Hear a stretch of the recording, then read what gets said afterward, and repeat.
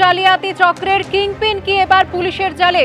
উত্তর 24 পরগনা চাঁদপাড়া থেকে গ্রেফতার করা হয়েছে মনোজ গুপ্তকে। ক্যান্সারে নেই আর ভয়, NCRI হবে এর জয়। আপনাদের ভরসা Netaji Subhash Chandra Bose cancer hospital. Passport জালিয়াতি চক্রের অন্যতম মাথা মনোজ গুপ্তকে গ্রেফতার করেছে লালবাজারের গোয়েন্দারা। যেমনটা জানা যাচ্ছে যে বেহালার শখের বাজারে ট্রাভেল এজেন্সির আড়ালে ভুয়ো পাসপোর্ট তৈরির চক্র চালাতো এই মনোজ গুপ্ত। মোটা টাকার বিনিময়ে জাল নথি দিয়ে পাসপোর্ট তৈরি করে দিতেন মনোজ গুপ্ত। মনোজেরই এজেন্সিতে কাজ করতেন পাসপোর্ট কাণ্ডে ধৃত দীপঙ্কর দাস। উত্তর 24 পরগনা চাঁদপাড়া থেকে সেই মনোজকে গ্রেফতার করলো লালবাজারের গোয়েন্দারা। এই মুহূর্তে সরাসরি বিস্তারিত তথ্য জানতে চলে যাব আমাদের প্রতিনিধি পার্থপ্রতিম ঘোষের কাছে। পার্থপ্রতিম, দেখো, মনোজ গুপ্তকে গ্রেপ্তার করেছে লালবাজারের গোয়েন্দারা। পুলিশের তরফ থেকে যে বিষয়টা বলা হচ্ছে যে মনোজ গুপ্ত কিন্তু পাসপোর্ট তৈরির ক্ষেত্রে একবারে কিংপিন, এবং সে কিন্তু এখানে বিভিন্ন লোকের সঙ্গে যোগাযোগ রেখে কীভাবে পাসপোর্ট তৈরি হবে টাকার বিনিময়ে সেই পাসপোর্টকে তৈরি করতো, এবং লক্ষ লক্ষ টাকার বিনিময়ে। এবং বর্তমানে আমি যে জায়গায় দাঁড়িয়ে রয়েছি এটা হচ্ছে মনোজ গুপ্তের বাড়ি, কিন্তু এই বাড়িতে সে ছিল না।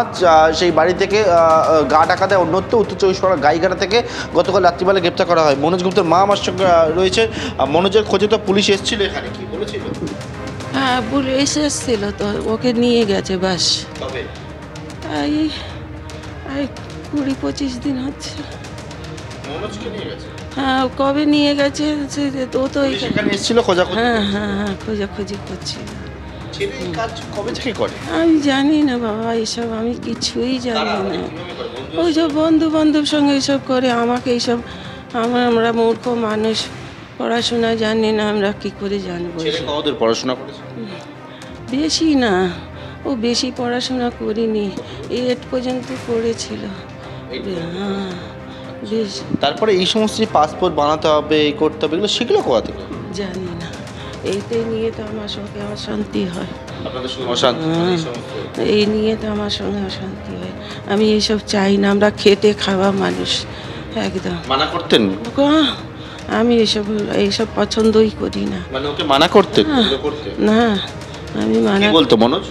বলতো মা কিছু হবে না, আমি এমনি আর কি বলবে, বন্ধু বান্ধব যা বলে সে করে। প্রচুর টাকা না, আমি ওইটাও জানি না বাবা, আমাকে তো কিছুই দেয় না। এই যে বেআইনি কাজ, এই যে বেআইনি কাজটা করতো, যে কাজটা করতে আপনারা মানা করতেন, তারপরে মনোজ কি বলতো আপনাকে? কিছুই বলতো না, বলে তোমরা চুপচাপ থাকো। আর কি বলবে আমাকে? কথা শুনতে না। প্রচুর বন্ধু বান্ধব আসতো? না, আমি কাউকে ঢুকতে দিই না এখানে। আমি কোনো লও নেই আমার ঘরে, কোনো না। আমরা খেটে খাবে, আমি খেটে বাড়ি করেছি, মেয়ে ছেলে হয়ে আমি নিজে করেছি। তখন আমার ছেলে এই ছোট একদম। এই মনোজ এই কারবার কতদিন ধরে করছে? আমি এইটাও জানি। মানে আপনারা মানা করতেন কতদিন? এই তো যবে থেকে শুনেছি। কবে থেকে? এই বেশি দিন হয় না, কিছুদিন শুনেছি, আমার কানে এসেছে, তবে থেকে। কানে কিভাবে এলো আপনার? এই সব কি মনোজ এই পাসপোর্ট করে, এই করে। আমি বললাম এইসব ছেড়ে দে, বাবা দোকান আছে, দোকানে থাক।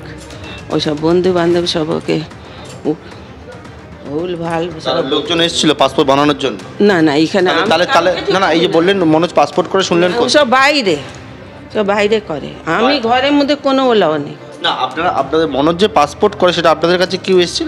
না না না না না না।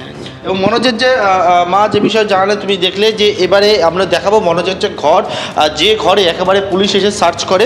আমার সহকর্মী শান্তনুকে আসতে বলবো। এইটা হচ্ছে মনোজ গুপ্তর বাড়ি, যেটা হচ্ছে বেহালা শিলপাড়াতে।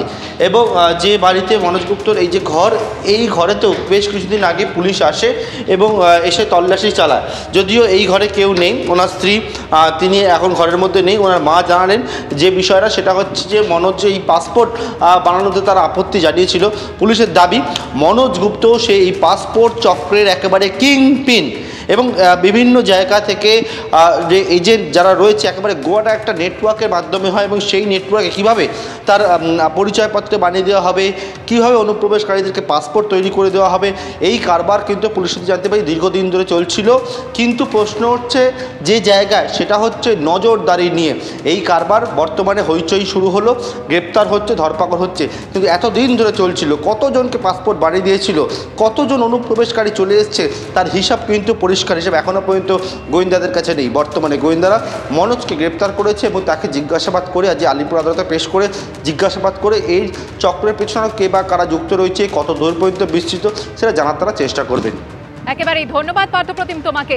নজরদারি নিয়ে যেমন প্রশ্ন উঠছে এবং মোটা টাকার বিনিময়ে যেভাবে জাল নথি ব্যবহার করে এই ভুয়ো পাসপোর্ট তৈরি করে দিত মনোজ গুপ্ত এবং তার এই চক্র, তা নিয়ে কিন্তু যথেষ্টই চিন্তা বাড়ছে।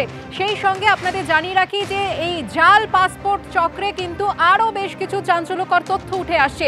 যেমনটা তদন্তকারীরা জানিয়েছেন যে ওয়েস্ট বেঙ্গল বোর্ডের জাল স্কুল সার্টিফিকেট ব্যবহার করে বাংলাদেশিদের এই পাসপোর্ট তৈরি করে দেওয়া হতো এবং ভুয়ো অ্যাডমিট কার্ড, ভুয়ো স্কুল সার্টিফিকেট ব্যবহার করে ভোটার কার্ড পর্যন্ত তৈরি করে দেওয়া হতো। এবং অভিযোগ উঠছে তৃণমূল পরিচালিত কদম্বগাছি গ্রাম পঞ্চায়েতের বিরুদ্ধে যে এই গ্রাম পঞ্চায়েত এলাকাতে সবথেকে বেশি জাল বার্থ সার্টিফিকেট পাওয়া গিয়েছে। জাল স্কুল সার্টিফিকেট, অ্যাডমিট কার্ড থেকে আরম্ভ করে জাল বার্থ সার্টিফিকেট, পঞ্চায়েতের নকল ওয়েবসাইট তৈরি করে এই সমস্ত ভুয়ো বার্থ সার্টিফিকেট তৈরি করা হয়েছে, এমনটাই জানাচ্ছেন তদন্তকারীরা। উত্তর 24 পরগনায় রমরমিয়ে চলছিল পাসপোর্ট জালিয়াতি চক্র। বারাসাত ও মধ্যমগ্রাম পুরসভার ঠিকানাতেও বেশ কিছু নথি উদ্ধার হয়েছে। পার্ক স্ট্রিটে ধৃত বাংলাদেশিকেও আধার প্যান কার্ড বানিয়ে দিয়েছিল উত্তর 24 পরগনারই এক ব্যক্তি। পাসপোর্ট জালিয়াতি কাণ্ডে পুলিশের হাতে এমনই চাঞ্চল্যকর তথ্য, অর্থাৎ বেহালা, উত্তর 24 পরগনার বারাসাত এবং কদম্বগাছি, মধ্যমগ্রাম পুরসভা বিভিন্ন এলাকার নাম উঠে আসছে যেখানে এই জাল পাসপোর্ট চক্রের একেবারে জাল বিছিয়ে গিয়েছিল।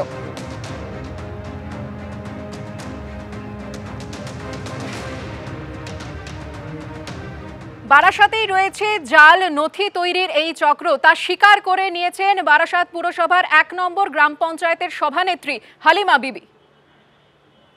এটা একটা জাল চক্র এখানে আছে। আমি আমার ঊর্ধ্বতন কর্তৃপক্ষকে বলবো এই জালটাকে কিভাবে ধরা যায়, এটা ধরা খুব প্রয়োজন।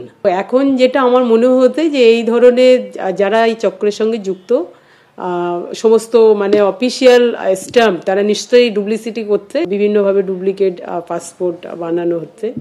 এটা আমি বলবো আমরা প্রশাসনেরই একটা অঙ্গ, কিন্তু হায়ার অথরিটি যারা আছে তাদেরকে বলবো একটু এইগুলো মানে প্রশাসনের নজরদারি বেশি করা, যে তাদের অরিজিনাল ডকুমেন্টস ভেরিফাই করা। যখন একটা পাসপোর্ট করতে যাচ্ছে সেটা কতটা অথেন্টিক সেটা তো আমার মনে হয় কোন জিপি কোন প্রধান ইস্যু করেছে সেখানে একবার ভেরিফাই করে নিলে এই অপরাধগুলো বন্ধ হবে। এই চক্র নিয়ে বারাসাত পুরসভার চেয়ারম্যান কি বলছেন রাখবো আপনাদের সামনে। বারাসাত মিউনিসিপ্যালিটি থেকে অফিসিয়ালি কোনো বার্থ সার্টিফিকেট ইস্যু হয়নি। যদি হয়ে থাকে বারাসাত মিউনিসিপ্যালিটির নাম করে জাল সার্টিফিকেট, দায় বারাসাত মিউনিসিপ্যালিটির নয়। না, এখনো পাইনি। আমাদের কাছে যেগুলো পাঠান আমরা অথেন্টিকেট করে বলে দিই, যদি আমাদের হয় আমরা বলি, আমাদের না হলেও সেটা আমরা জানিয়ে দিই, সেগুলো ওনারা পাঠান।